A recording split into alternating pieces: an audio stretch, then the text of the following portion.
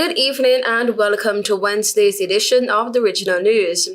U.S. Secretary of State Marco Rubio yesterday announced visa restrictions for several unnamed Central American government officials he said were connected to Cuban medical mission programs that include elements of forced labor and the exploitation of Cuban workers. Rubio did not name the officials nor the countries they are from. Quote-unquote, "These steps promote accountability for those who support and perpetuate these exploitative practices," he added in a statement.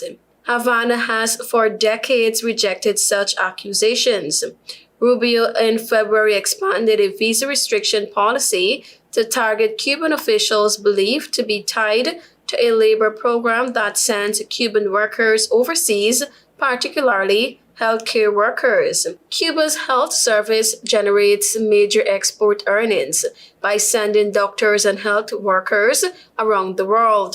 Since its 1959 leftist revolution, Cuba has dispatched a quote-unquote army of white coats to disaster sites and disease outbreaks around the world in the name of solidarity.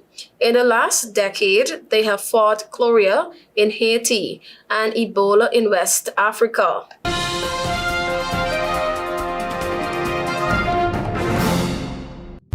St. Lucia's Ministry of Health, Wellness and Elderly Affairs has informed the public of a recent update issued by the Caribbean Public Health Agency, CARPHA, regarding the SARS-CoV-2 variant NB.1.81, which has been newly categorized as a quote-unquote variant under monitoring by the World Health Organization (WHO) as of May 23, 2025.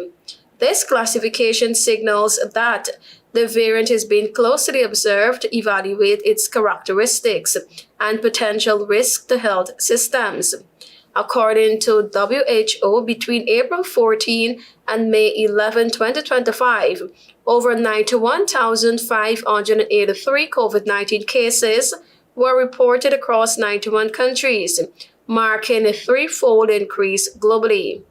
The NB.1.81 variant has been detected in 22 countries, including those in Europe, Asia, and North America, with increased transmission and higher hospitalizations being observed. While surveillance efforts continue to gather more detailed data, preliminary evidence suggests that NB.1.81 does not lead to more severe illness than current circulating variants.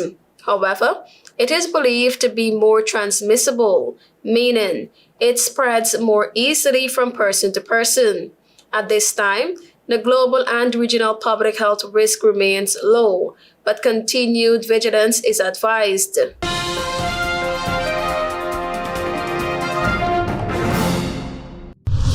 Brazilian prosecutors are seeking to annul a $180 million carbon offset scheme to support the conservation of the Amazon rainforest that the state of Pará signed last year with a coalition of major corporations and wealthy governments, according to the complaint filed on Tuesday.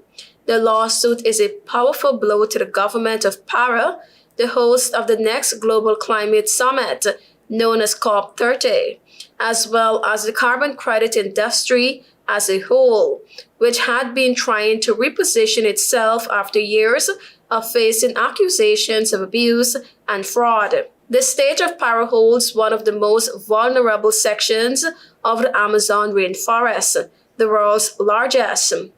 In the filing, the prosecutors argued that the state government had failed to inform and consult the communities that would be impacted by the deal.